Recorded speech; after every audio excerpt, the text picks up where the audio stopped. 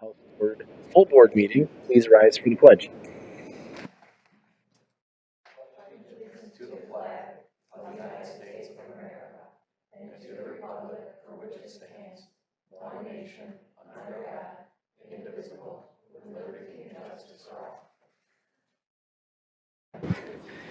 Next will be the reading of the mission statement from Megan. Our mission: Macomb County Community Mental Health, guided by the values, strengths, and informed choices of the people we serve, provides quality services which promote recovery, community participation, self-sufficiency, and independence. Thank you. Next is item 3, adoption of the agenda. I'll take a motion to adopt. Motion from Dana, support from Sharita. Questions, comments on the agenda? Hearing and seeing none, all in favor say aye. Aye. All opposed? Agenda is adopted. Next item is hearing of the public. Anybody from the public wishing to speak? You have 5 minutes. Jeff's waiting until the next one. Yep. Anybody from the public? All right. Seeing none, we'll close the first hearing of the public. There is one more before the end of the meeting. We'll move on to item 5, which is minutes. I'll take a motion to approve the CMH full board meeting minutes from January 28th, 2026. So moved. Motion from Lori, support from Wayne. Comments, changes to the minutes? Seeing none, all in favor say aye. Aye. All opposed? Minutes are adopted. Next is item 6A, a request to approve the CMH board program and budget meeting minutes from Wednesday, February 11th, 2026. I'll take a motion to approve. Motion from Dana, support from Jackie. Were there changes, edits, comments on those minutes? Hearing and seeing none, all in favor say aye. Aye. All opposed? Those minutes are adopted. Now on to item 7. These are all items that we discussed at program and budget 2 weeks ago. So I will take a motion to approve items A through F. Motion from Megan, support from Julia. Are there any other comments, further discussion on any of these items? Okay, hearing and seeing none, all in favor say aye. Aye. All opposed? Those items are approved. Next is item A, receive and file. We have no items there. 9 resolutions, no resolutions tonight. And we'll move on to item 10, which is the voucher listing. So I'll take a motion to approve paying the bills. Support. Motion from Sharita, support from Lori. Comments, questions on the bills? Hearing and seeing none, all in favor say aye. Aye. All opposed? Bills are paid. And just like that, Ken is up with our CFO update. Good evening. As usual, I'll start with the packet. On the first page, we can see our revenue and eligibles. Revenue is fairly well leveled off. Eligibles continue to decline. I'm trying to think of when the last time I spoke to this was, but the PIHP CFO group met with Keith White. I think that was before our last meeting, but conveyed that information to him that the eligibles expected from the state are different than what we're seeing. It's a pretty clear data point, so hopefully mid-year rate adjustment will be considered to account for that. So that's something that continues to be ongoing.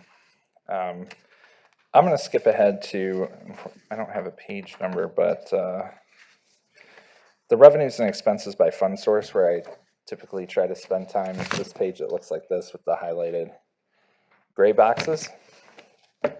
In the first 2 boxes, as always, we tend to look at Medicaid and Healthy Michigan together. That's roughly a $3.1 million loss. If you add those together, times that by 4, this is the first quarter's data, so multiply it by 4, we're kind of trending right where we thought we'd be with a $13 million pull out of the ISF this year for those services.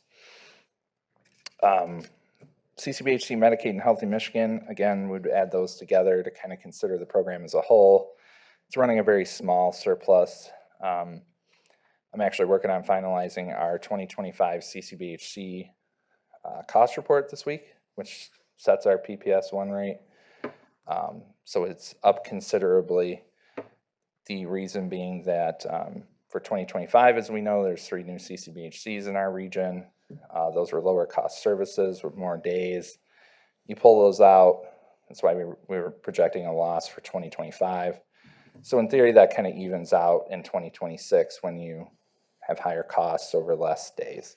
So our PPS1 rate is projected to go up, so that should help with some of the losses we're running in CCBHC, assuming that the state does in fact rebase, they call it rebasing, to that rate.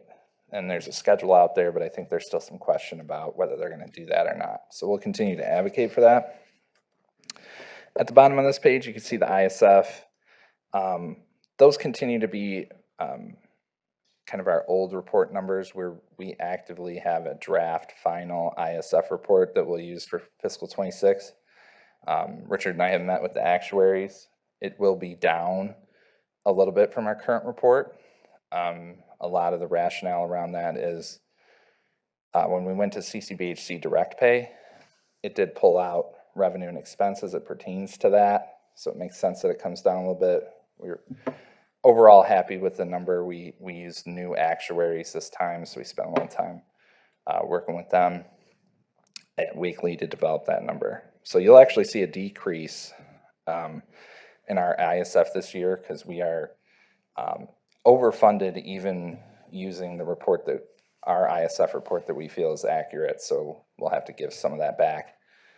We'll spend it throughout this year, so that's not a problem, as I mentioned, the 13 million, but that's kind of what's going on with that schedule. So I wanted to mention what's going on there. If we go to the next page, CCBHC non-Medicaid. For the foreseeable future, we'll be running a deficit in CCBHC non-Medicaid as we always have.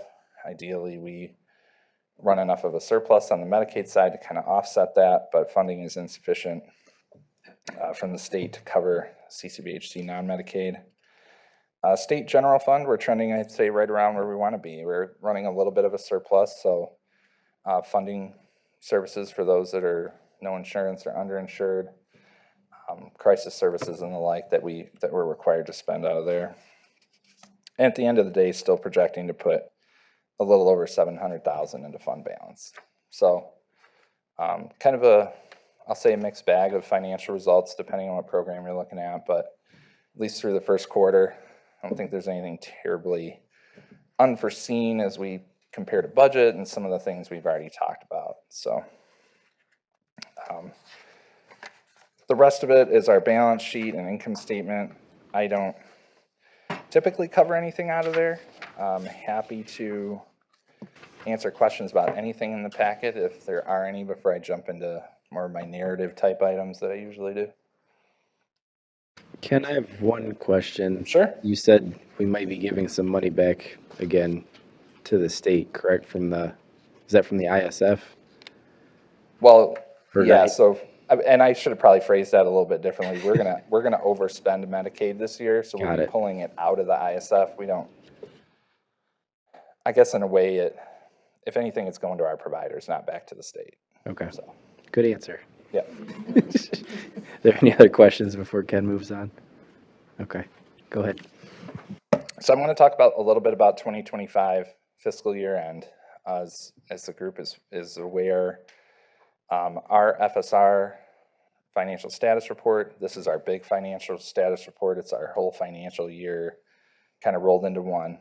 That ties into the EQI report, which is the Encounter Quality Initiative report, where we show all of our codes, costs, fund source, units. It's a very detailed breakdown of that, which feeds into our medical loss ratio report. So these all kind of go together. I say all that to say we've had, with the CCBHC changes we've had in the region, we had to reach out to the state to offer some more time on those reports, which they granted to us. So we'll be submitting those at the end of March 31 date for that. So there isn't really a penalty for doing so. They've extended it, gives us a little bit more time, but wanted to make the group aware of that. Even so, with the preliminary results, I don't have final numbers yet. We are expecting to lapse money to the state in 2025, which means that we didn't spend all of our Medicaid funds, So we have to give it back. We can't put any more in the ISF. We can't put any more in savings, so it has to go back, which is in kind of stark contrast to what I just said about 26, right? So we have all this funding, kind of extra funding, if you will, and then it's swung $13 million the other way. So it's really more like a $50 or $60 million swing in our revenue, largely due to the CCBHC direct pay issue. So wanted to highlight that. We are running a loss in CCBHC for 25 for some of the things I said. I think we're going to do a reach out to the state, see if we can adjust that rate and retroactively shore ourselves up on that, which I think is a fair thing to do, considering we did the PPS 1 rate for fiscal 25 in February of 25. So we didn't even know how some of these things were going to impact us when we did that report. So those are just a couple of the highlights that I wanted to share. Next month should be able to come back with something much more solid as far as where we ended the year, but we will have a fully funded ISF, fully funded savings, some of those things we've talked about at the end of 25 going forward. One of the other things that's been a really hot topic is related to direct care workers and minimum wage. I think we talked about this a little bit last time. I'm going to say that there hasn't been a ton of movement on that. We continue. I think advocacy is happening from all over the state. They've put $23 million in the budget, which is, it's just not adequate. I think our payment's going to be a little less than $2 million. That doesn't even cover one code that we would have to adjust. So everybody's trying to take that very small pot of money and figure out how they're going to distribute it. So that's an ongoing saga. I think we're fortunate here in Macomb that we did push out 3% across the board rate increase, so that hit many of these codes, and I think our providers are appreciative of that. You know, specialized residential, we worked on standardizing those rates. That's one we're taking a look at. So overall, I think it's okay, but we continue to push for that additional funding. We're talking about doing some rate analysis with the PHP CFOs. All 10 of us tend to get together and share results, our 2025 results in particular, and see if we can present that back to the state as far as a broader funding objective, more statewide. So more to come on that. And then as part of all this, we have our auditors on site, and that's ongoing and always a good time. As a former auditor, so anyway, I like to give them a hard time, but it is what it is. So we've got that going on. Usually we target June as we are issued as part of the larger county. We're a department of the county, so we're part of their report. But that's what's going on with audit. So Tracy, anything I missed? I'm trying to think. No, I'll just add some additional items on the same subjects or similar subjects. Okay. Any questions? Oh, Nick. Okay, so you expect us to have a surplus in fiscal year ending 25, correct. and you expect us to have a deficit in fiscal year ending 26. Now, ballpark for me the amounts you're talking about. I think we're going to have a $30 million surplus in 25 and a $13 million deficit in 26. So that's a $43 million swing. Will we have enough in the ISF and the savings account to cover the 26? Oh, yeah, we'll have, I think the ISF is going to end around almost 60 million. Savings will be 25 million. So we got 85 million, even if we pull 13 out. Okay, yeah, and I guess part of my concern is, well, that's fine. That'll work then, unless they try to claw back the ISF money. Right, and we continue to have a dispute over the ISF. So even if we use the state's number that we've discussed and feel is not accurate, we would still have money left over in the ISF if these projections hold up. So Okay. even if you reduce the ISF to their level. Yeah, but long range, I mean, the reductions in Medicaid are federally driven essentially. And with the unemployment rate lower, are we anticipating any change in the FMAP percentage? I think for Healthy Michigan, there's an anticipated change, which would be Okay. the biggest impact. Okay. But I mean, we've talked about the semi-annual redetermination, the work requirements. I think it's going to have a huge impact on eligibles and revenue. Yeah, I suspect the work requirement isn't going to be your biggest problem. I think the biggest problem is going to be the requirement to report on whether you're working or how much you're working. Oh, yeah. The constant, the research, the 6-month recertification, I think will cost you a lot more people on the eligible side than the work requirement itself will. I think most of the people who are required to work are working. There may be a few, but the biggest problem is going to be getting them to get that certification in every 6 months. It's hard enough getting it in once a year. I was about to say, we struggle with it now, annually. And So- that's right. I think that's the real, I've said from the start, that's the biggest problem with the big, beautiful bill, and I think it still is. We can do things to encourage our people who are receiving services to recertify timely, but we're paid on basis of all of the people on Medicaid. We only have a small number of people who we can get to directly. But that's going to be the hassle. And I guess I'm looking at long range.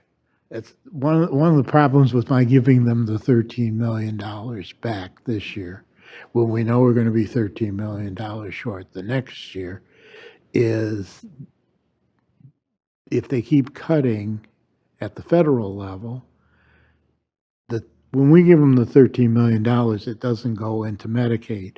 It goes into part goes to the federal government, part goes to the state, but it doesn't go into a dedicated fund. It goes into the general fund. And everybody then wants more.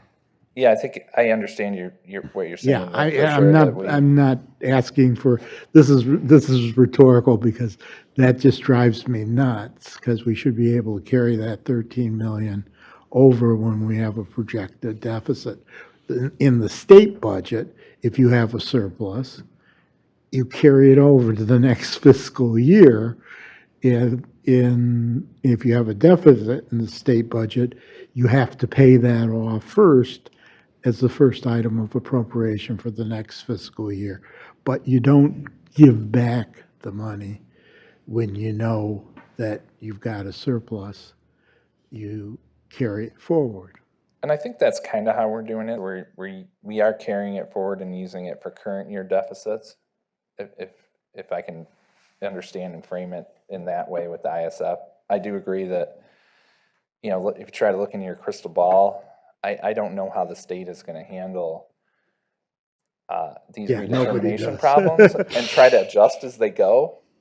Your guess is as good as mine. I do think that Macomb is very well positioned with the reserves that we have and the cash available, that we can kind of weather the storm, hopefully, and then the state kind of right fits the system to the new reality that the feds are putting them in. So I think that's the best we can do right now. No, you answered the questions that I had. The rest was just pontificating. I get off of my soapbox. Donna, go ahead. I'm sorry, I had a hard time hearing a lot of what Nick was saying, so he might have already asked this, so I apologize ahead of time. I just wondered, I think you said that in 2026, most of the 13 million deficit will be because of the CCBHC's problem? Well, what happened is when they moved to direct pay, part of the CCBHC program was always funded out of capitation, like our kind of Right. regular revenue. So when Right. they pulled that out, the state kind of kept it themselves so that they could pay the CCBHCs directly, Right. including us. They took too much, in my opinion. So Right. that's another provable point that we have. Like, you took this much out, but we have the numbers to prove that out ourselves. So that might be another advocacy point where, like I said, they swung the pendulum too far the other way. Like, I don't agree with them switching to direct pay. I think it was a terrible choice, but even so, if you do agree with it, there should be a number that makes sense of what they took out of there, Well, so. like in the, I mean, I'm looking kind of long-term at things. I mean, I know we're going to have a change of governor, next year. Like, do we see, and you may not even be able to answer this, maybe Tracy could even answer it, like, do we see like a positive change for 2027? Because we only have so much money that we can play with for the future. I mean, if this keeps happening in 2027, 2028, we'll be broke. I mean, do we see a positive change coming in 2027 or, I mean, you may not know. I But, think I mean, I'm worrying about the feasibility of our organization. If we keep dishing out $13 million as a deficit, I mean, where do we go? Can And I, I apologize. Go Go ahead. ahead. Oh, I was just gonna say, I think that kind of speaks to what Nick was saying about the long-term. No, that's okay. And the long-term funding plan, I mean, 2027 is kind of a mess, right? We've got these federal things coming down. 2027 is supposed to be the last year of the CCBHC demonstration anyway. What happens with that after? Don't know.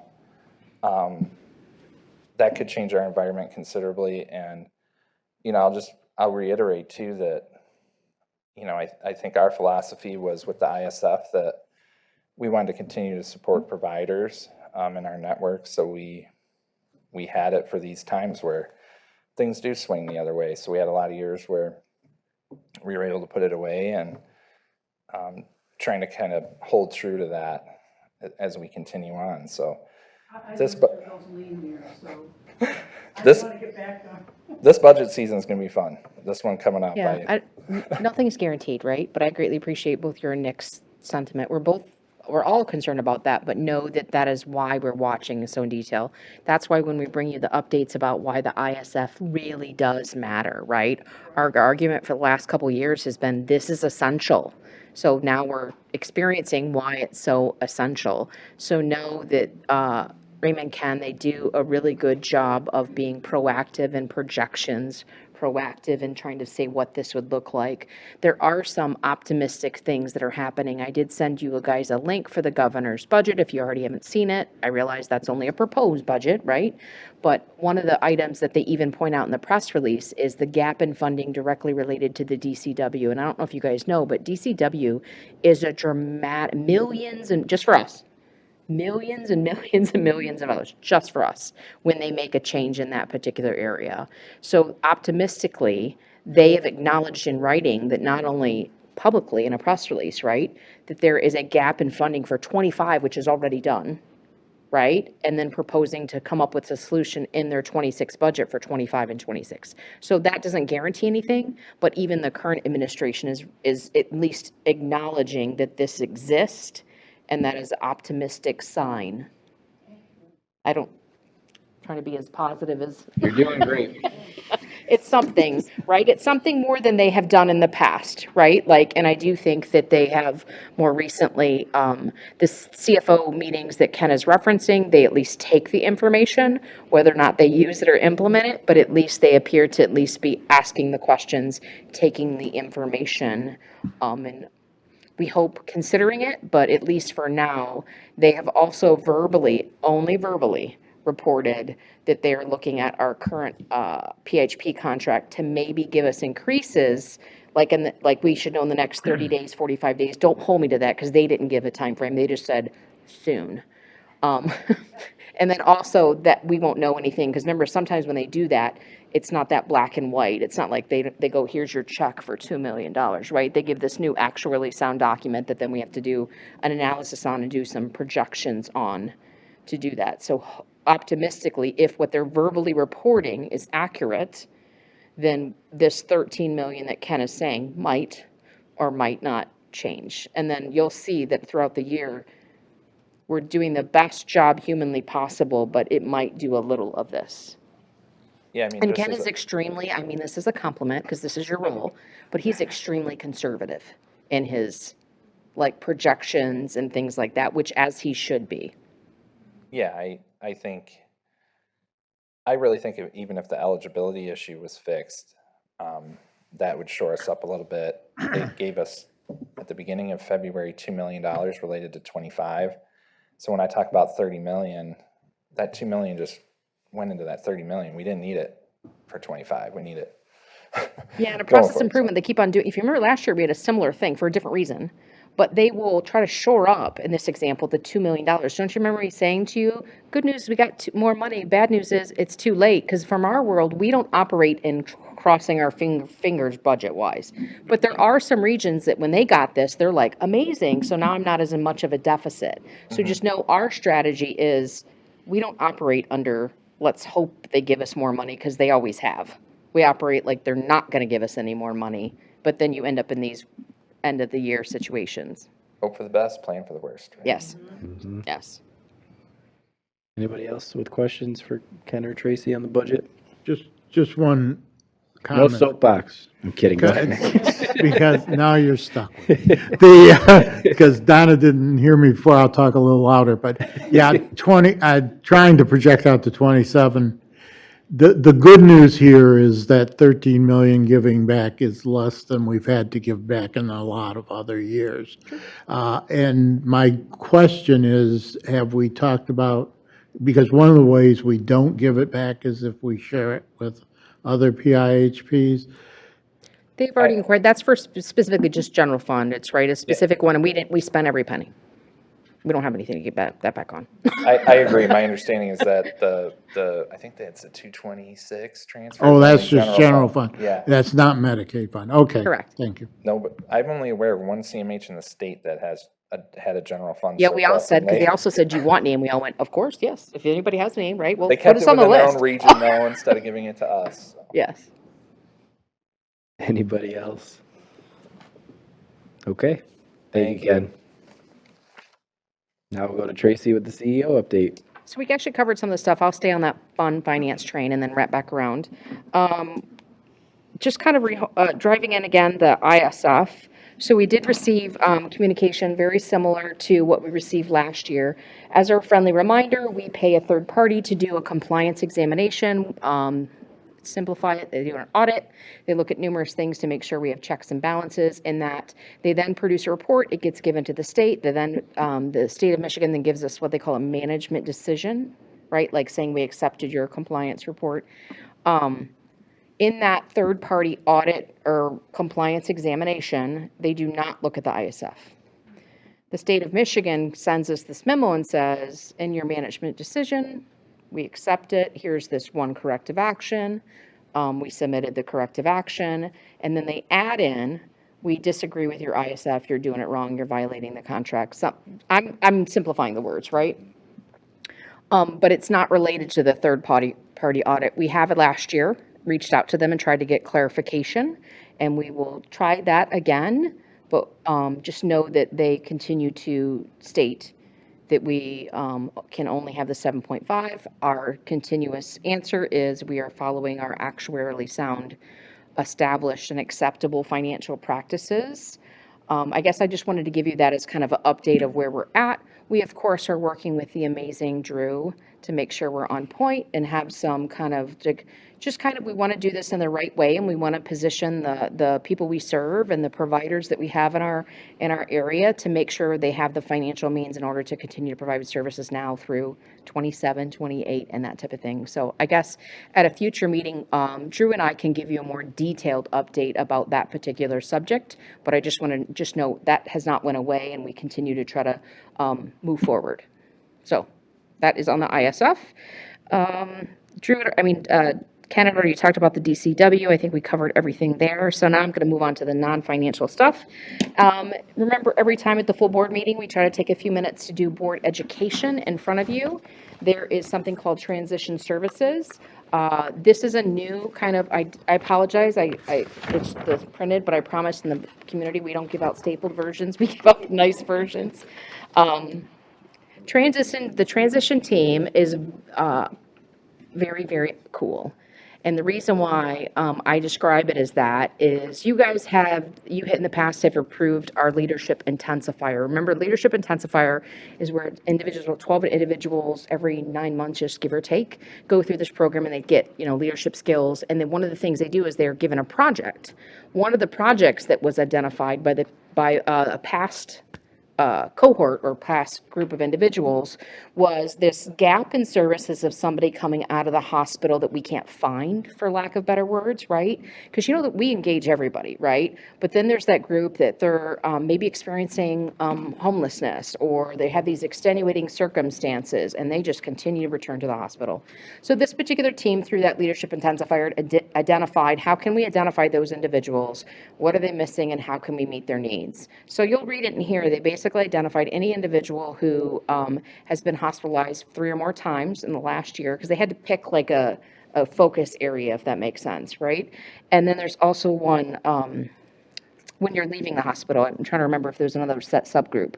But they did everything from meeting the basic needs. I'm going to give you an example. They have a bag. It has like a winter hat, because sometimes it's in the winter, right? It has some basic essential needs.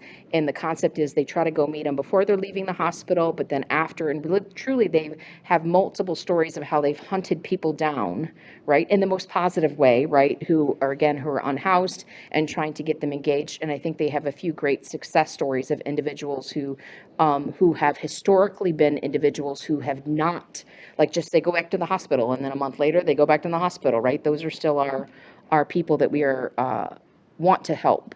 So I guess I just wanted to highlight in plain language. So the way this works is if somebody is in this criteria, we should know about them. So we would be trying to reach out to them. So we don't really share this brochure like randomly, if that makes sense. This would really go to the hospitals, and it would go to the person who maybe is interested or trying to convince to be a recipient of these services. So that's what this document is really for. So I'm happy to answer any questions. I just wanted to take a couple minutes to let you know that the good work that our staff have identified a gap, they came up with a solution, and what they're doing. Dana? I was just wondering, do you know, like, how do they reach out to the person? Do they visit them in the hospital and then talk to them? Okay. Yep, they do. And then when they try to hunt them down, sometimes, remember, people don't have phones. So they've tried to shelters. They've tried to go wherever they're at. Okay. To try to engage them. And they, of course, work on basic needs like getting them a cell phone, trying to convince them of maybe looking at some housing options, that type of thing. Because as you know, if you don't have those things, then you're not going to care about coming in and getting help. Right. And again, I'm just excited because it's not monumental volume-wise, but it's monumental for that person who for year over year has not done well, and now they're having some success with them. I think that I'm trying to remember, there was one example of somebody where they had texted the staff, the therapist that they were working with, and they were texting them about making some type of plan. It was a plan for something very, very minor. Like, it was like, I'm going to accomplish this one thing. And they were just so excited because this was a person who they weren't living anywhere. There was no such thing as planning, right? So, I know you guys don't spend a ton of our time with our staff, but they are amazing. The fact that particular moment, they were just so excited that all their efforts, yes, that made that much of a difference for one person. So, Julia? And then Shreya.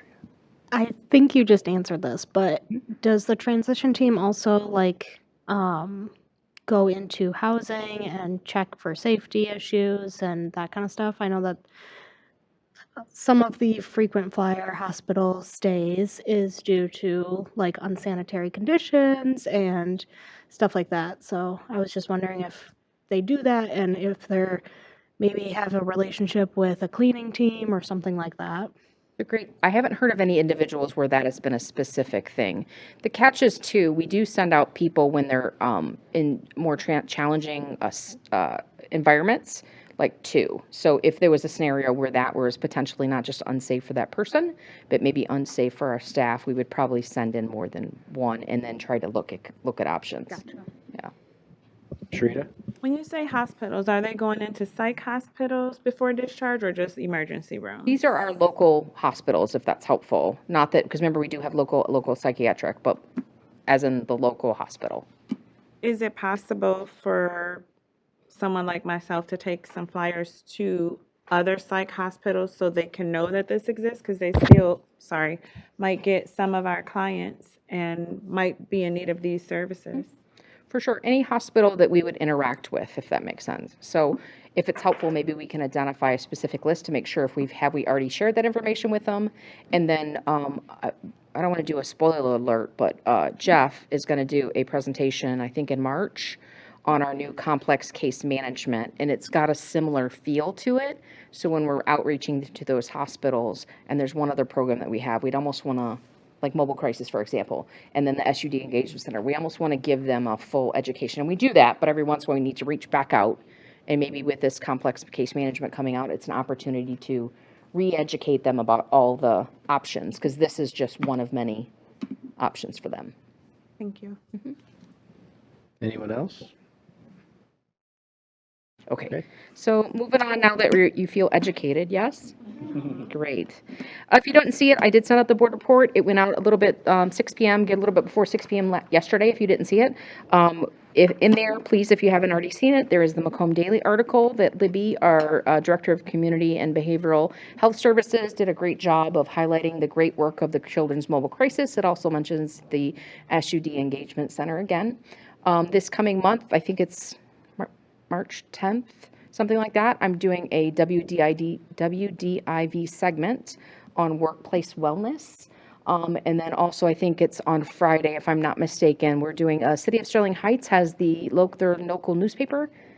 Donna, you might know Century, maybe, Sterling Heights Century, does that sound right? They're doing a feature story on the great work that the City of Sterling Heights is doing directly related to mental health and substance use. Because if you don't know this, they've applied for a couple federal grants, and they've been doing some stuff. As you know, they won one of our awards last year. So that's why we're part of the interview. I'm talking with them about like why we wanted to feature the City of Sterling Heights, but also why it's so important for cities to get involved and that type of thing. Moving on to the next subject, kind of at the state level, the only thing we talked about the governor's budget and DCW, so it looks like we did cover those, forgive me. And then the last one is more update on the awards ceremony or the Mental Health Matters Awards. We have, I think as of yesterday, 69 nominations. I think last year we had 120, 150. Forgive me, I'm going by memory. Our goal is like 200 this year. That's the optimistic one. What's very exciting is just kind of glancing through those nominations. Of course, they're great, right? There's some really good ones that do a really good job of explaining. I didn't read all the words, but they have some good narratives to help us kind of really feature the great work that is happening in our community. And then also, this one I have an ask. The ask is in that board report, we have our draft updated 2025-26 strategic plan. So if you could please read it. It should not look like, this is not the first time you've seen this very similar thing, but because we actually now can plan instead of being in, I don't even know what you would call that. Yeah, trying to avoid becoming a dumpster fire. I don't know. Right? Right. So Helen and I probably every other day or just say some comment of some excitement that we're actually like getting to like plan stuff and improve stuff and that type of thing. So please, we welcome your feedback. Just a friendly reminder, the feedback we accept from you will then just be sharing with the CAC. We share it with the team members that are called the team member talent engagement and satisfaction. Forgive me, it's an acronym that I made up and I still can't remember. But it's basically a group of individuals from various clinics and locations. We share it with them to get feedback from them. And then ultimately, of course, it gets shared with all the providers. It gets shared with in the workforce update with all the staff. And it just is a friendly reminder, even though this is a draft and we're not sharing it publicly until you all in multiple groups have a chance to see it. After that, it's still a living document, right? So if there's something that is in there that we need to edit, we need to change, we need to do anything like that, we can do that, and it is posted on our website. So again, my ask is for you to please review it and provide any feedback. We would greatly appreciate it. And Phil greatly appreciates too, because he signed his face is in it also. Read it. Yes. Please. Yes, please, please. And that is all I have. Thanks, Tracy. Any question? Oh, RSVP for the awards if you have not. You're running out of time. You are. Well, or we just give the seat to somebody. Nope. You're running out of time. Anybody with questions or comments for Tracy? Okay, seeing none, we'll move on to other possible agenda items. We have two reminders, program and budget here Wednesday, March 11th at 6 p.m. and full board will be here Wednesday, March 25th at 6 p.m. And we'll go to provider comments. Any providers wishing to speak? I don't see any. Hearing of the public.